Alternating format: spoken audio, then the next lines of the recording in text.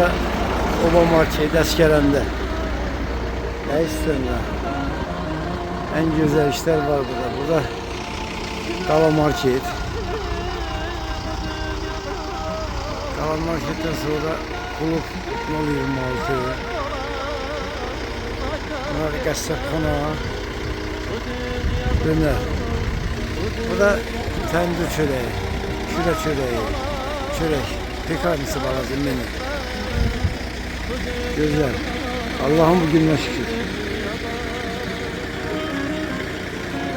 İyi ha, bu Ağdam'dan gelen geldi. Buradan da gelip biresini gelir. Kocaeli bakalım kendine.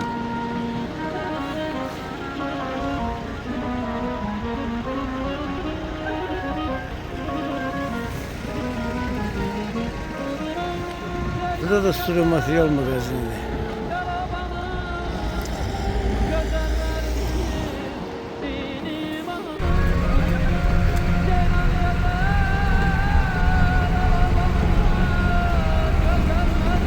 Bunu belə çəkirəm ki, kimsə deyir ki, kətdə iş gedir. Ona görə çəkirəm ki, yəni kəndin sağında, solunda bir dənə iş getmir.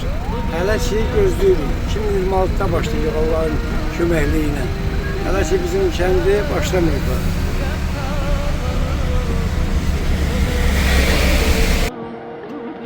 Yoldaşlar, bu da bizim Üzümdərədə olan şəhidlərimizdir. Bunlara geçip pilləkəni düzəldiblər, amma bu dəmiri aşmırlar ki, buradan qadın, qoca, yaşlı keçəndə rahat keçməyəcək, dəmirdən balaca araşmırlar.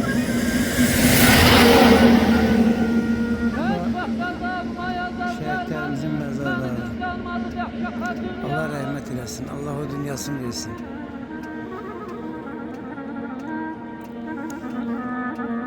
Bircə günümüzə, bir aynamıza tam arzu koymadı mühnəfətini ya.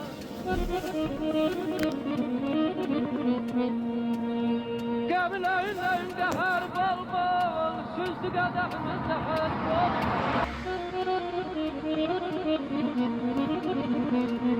Doldurdu küzəmizdə hər bol bol, saxsız yanı.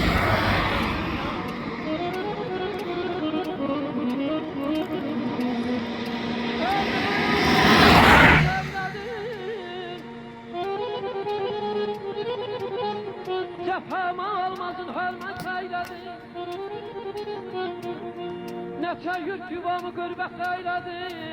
Tanıtdı yaxamı qürbətə dünya.